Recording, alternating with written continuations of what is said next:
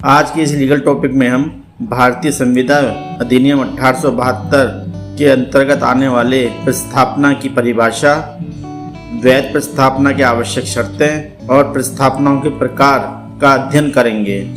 सामान्यतः एग्जाम में प्रश्न पूछे जाते हैं, प्रस्तावना की परिभाषा बताइए, वैध प्रस्तावना की आवश्यक शर्तें बताइए एवं प्रस्तावनाओं के प्रकार बताइए। तो चलिए आइए देखते हैं। सबसे पहले हम जान लेते हैं प्रस्तावना की परिभाषा के बारे में। पीड़ित पक्षकार को न्यायालय द्वारा अनुतोष तभी प्रदान किया जाता है जब उसे जो संविदा की जाती है वह वैध हो, अर्थात वैध संविदा की जो 7 आवश्यक शर्तें होती हैं उस संविदा में वे पूरी हों।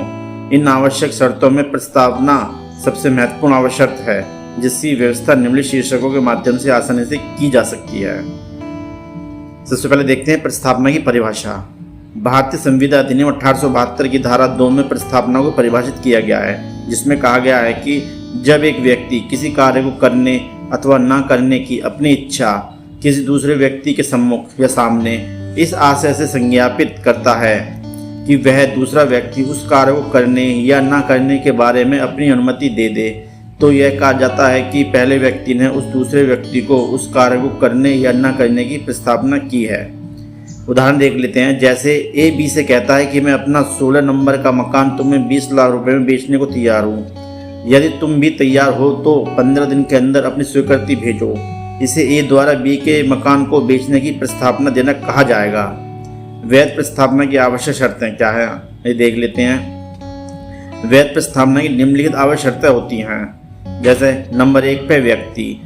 प्रस्तावना वैध तब मानी जाती है जब इसे किसी नैसर्गिक व्यक्ति या नेचुरल व्यक्ति द्वारा किसी या फिर किसी विधिक व्यक्ति द्वारा किया जाता है। नैसर्गिक व्यक्तियों में मानव प्राणी आते हैं और विधिक व्यक्तियों में वे लोग आते हैं जिन्हें विधि ने विधिक व्यक्ति का दर्जा दे रखा है, जैसे स्कूल, विश्वविद्यालय, अस्पताल आदि। प्रस्तावना के लिए कम से कम 2 व्यक्तियों की आवश्यकता होती है, क्योंकि कोई व्यक्ति अपने से प्रस्तावना नहीं कर सकता। नंबर 2 पॉइंट है अनुमति प्राप्त करने का आशय। प्रस्तावना वैध तब मानी जाती है जब इसे करने वाला व्यक्ति इसे इस आशय से करे कि जिसके समक्ष उसने इसे किया है वह उस पर अपनी अनुमति दे दे। नंबर अगला है निश्चितता। प्रस्तावना वैध तब मानी जाती है जब वह निश्चित हो, क्योंकि अनिश्चित प्रस्तावना वैध संविदा को जन्म नहीं देती। उदाहरण देख लेते हैं। जैसे ए बी से कहता है कि मैं तुम्हें अपना 16 नंबर का मकान 19 लाख या 20 लाख रुपए में बेचना चाहता हूँ। बी इसे स्वीकार भी कर ले तो यहाँ वैध संविदा का जन्म नहीं होगा, क्योंकि यह अनिश्चित है। अगला है संसूचना, कम्युनिकेशन। वैध प्रस्तावना की चौथी आवश्यक शर्त यह है कि इसे प्रस्तावक द्वारा प्रस्थायी को संसूचित किया जाना चाहिए, अर्थात प्रस्तावक को चाहिए कि अपनी प्रस्तावना को युक्ति की सूचना प्रस्थायी 2 को दे दे, तभी वैध संविदा का निर्माण होगा, अन्यथा नहीं। इसका तात्पर्य यह है कि यदि प्रस्तावना को उचित ढंग से संसूचित नहीं किया जाएगा तो वहां पर वैध संविदा का निर्माण नहीं होगा। नोट, ध्यान देने की बात यह है कि यदि प्रस्तावना में कोई विशेष शर्त लगी हुई है तो उसकी संसूचना भी स्वीकृतिकर्ता को युक्तियुक्त ढंग से दे देनी चाहिए, तभी उसको इस शर्त से भी बांधा जा सकता है, अन्यथा नहीं। इसके अंतर्गत आने वाले वाद को देख लेते हैं। हेंडरसन बनाम स्टीवेंसन। इस मामले में कंपनी ने टिकट के पीछे यह लिखा था कि यात्रियों के सामान को हुई क्षति के लिए कंपनी दायी नहीं है, किंतु टिकट के मुख्य भाग पर इसका कोई संकेत नहीं था। एक यात्री के सामान को क्षति हो गई, जिसके लिए न्यायालय ने कंपनी को दायी ठहराया। न्यायालय ने कहा कि उपरोक्त तरीके से विशेष शर्त को लिखना इसकी युक्ति की सूचना नहीं है, इसके लिए इस विशेष शर्त से यात्री बाध्य नहीं है। इसके अंतर्गत आने वाला अगला वाद है थॉमसन बनाम MLS रेलवे कंपनी। इस वाद में टिकट के मुख्य भाग पर लिखा हुआ था कि शर्तों के लिए पीछे देखिए। वादी अनपढ़ था, फिर भी न्यायालय ने उसे उस शर्तों से बाध्य घोषित किया।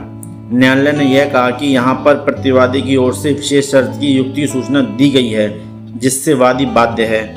इसके अंतर्गत आने वाला अगला वाद है लिली व्हाइट बनाम मुत्थुस्वामी। इस मामले में लॉन्ड्री द्वारा रसीद पर लिखा गया था कि कपड़ा खो जाने या क्षति हो जाने पर ग्राहक को कपड़े के मूल्य 50% वापस किया जाएगा। न्यायालय ने इसे विशेष शर्त की संसूचना तो माना, किंतु शर्त को ही लोकनीति के विरुद्ध माना, इस प्रकार ग्राहक को कपड़े की संपूर्ण कीमत दिलवाई और यह कहा कि यदि विशेष शर्त की अनुचित है तो भले ही उसकी युक्ति सूचना दी गई हो, फिर भी स्वीकृतिकर्ता को उससे बांधा नहीं जा सकता। अगला पॉइंट देख लेते हैं, विधिक संबंध बनाने का आशय।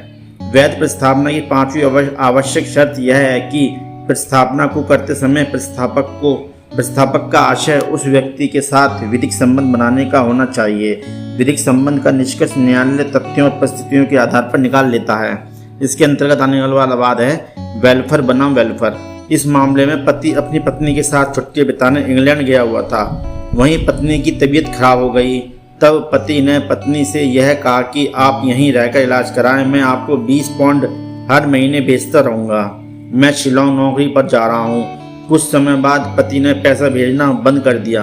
पत्नी ने संविदा भंग का वाद दायर किया, जिसे न्यायालय ने खारिज कर दिया। न्यायालय ने यह कहा कि यहाँ पर पति के प्रस्ताव को देखने से यह नहीं प्रतीत होता कि वह इस प्रस्ताव से कोई विधिक संबंध बनाना चाहता था, इसलिए प्रस्ताव वैध नहीं है और इसलिए संविदा का सृजन ही नहीं हुआ। इसलिए संविदा भंग का एवं इसके उपचार का प्रश्न ही नहीं उठता। इसके अंतर्गत आने वाला एक और वाद है, इसी प्रकार पार्कर बनाम पार्कर के मामले में बी द्वारा ए को यह वचन दिया गया कि ए अपना घर बेचकर बी के साथ रहे, तो बी अपने मकान के एक निश्चित हिस्से का उसके पक्ष में वसीयत कर देगा। बी द्वारा अपना वचन न पूरा करने की स्थिति में न्यायालय ने इस करार को परिवर्तित कराया, क्योंकि यह करार संविदा का रूप धारण कर चुका था। न्यायालय ने यह कहा कि यहाँ पर पक्षकारों का आशय विधिक संबंध बनाने का था, इसलिए प्रस्तावना की कोई पांचवी आवश्यक शर्त भी पूरी हो गई और इसलिए वैध संविदा का सृजन हो गया। ऐसे ही गोल्ड बनाम गोल्ड। इस मामले में पति ने पत्नी को यह वचन दिया कि मैं तुम्हें 15 पाउंड प्रति सप्ताह तक देता रहूँगा जब तक मेरे पास मुद्रा रहेगी। न्यायालय ने यह निर्धारित किया कि इस प्रस्तावना में भी पक्षकारों का आशय विधिक संबंध बनाने का नहीं था और इसलिए पत्नी द्वारा दायर किया गया संविदा भंग का वाद न्यायालय ने खारिज कर दिया। ध्यान देने की बात यह है कि यह करार अनिश्चितता के कारण भी शून्य है। भारतीय संविदा अधिनियम की धारा 29 में कहा गया है। प्रस्तावनाओं के प्रकार। चूंकि संविदा विधि का क्षेत्र अत्यंत व्यापक है, इसलिए प्रस्तावनाएं भी विभिन्न प्रकार की होती हैं। जैसे विशिष्ट प्रस्तावना।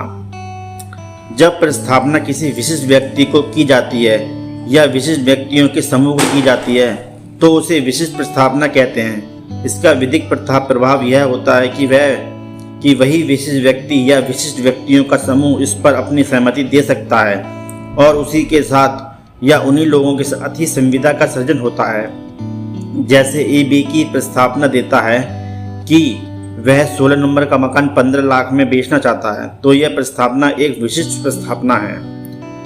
अगली होती है विवक्षित प्रस्तावना। जो प्रस्तावनाएं आचरण द्वारा की जाती हैं उन्हें विवक्षित प्रस्तावना कहा जाता है। जैसे ट्रेन में यात्रा करने के लिए चढ़ना। अपट्रान डिस्ट्रिक्ट बनाम पावेल। इस मामले में प्रतिवादी के खेत में आग लग गई। उसने अग्निशमन की सेवाएं ली। न्यायालय ने इसे विवक्षित प्रस्तावना माना और प्रतिवादी को यह आदेशित किया कि वह अग्निशमन को उसका पारिश्रमिक दे दे। अगला है पार करने वाले प्रस्ताव। जब दो समान शर्तों वाली प्रस्तावनाएं डाक में एक दूसरे को पार करती हैं तो उन्हें पार करने वाली प्रस्तावना कहा जाता है। इसका विधिक प्रभाव यह होता है कि इससे वैध संविदा का सृजन नहीं होता, क्योंकि पार करने वाली प्रस्तावना को एक दूसरे की स्वीकृति नहीं माना जा सकता, क्योंकि स्वीकृति तो उस चीज़ की दी जाती है जो चीज़ जानकारी में हो। जैसे ए बी को पत्र लिखता है कि मैं तुम्हें अपना 16 नंबर का मकान 15 लाख में बेचना चाहता हूँ, अपनी स्वीकृति भेजो। और उसी दिन बी एक पत्र ए को लिखता है कि मैं तुम्हारा मकान 15 लाख रुपए में खरीदना चाहता हूँ, अपनी स्वीकृति भेजो।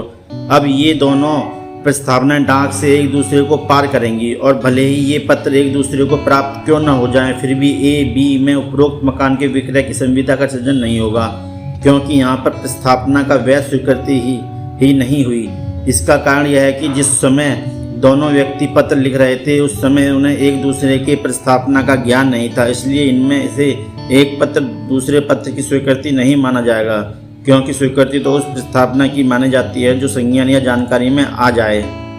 अगला है अभिव्यक्त प्रस्तावना। वह प्रस्तावना जो प्रस्तावक द्वारा मौखिक या लिखित रूप में की जाती है उसे अभिव्यक्त प्रस्तावना कहा जाता है। जैसे ए बी को मौखिक रूप से कहता है कि वह उसे अपनी कार 2 लाख रुपए में बेचना चाहता है। या ऐसी चीज को वह बी को लिख कर देता है तो ए का इस प्रकार से कहना या लिख कर देना अभिव्यक्ति प्रस्तावना है। अगला है प्रति प्रस्तावना।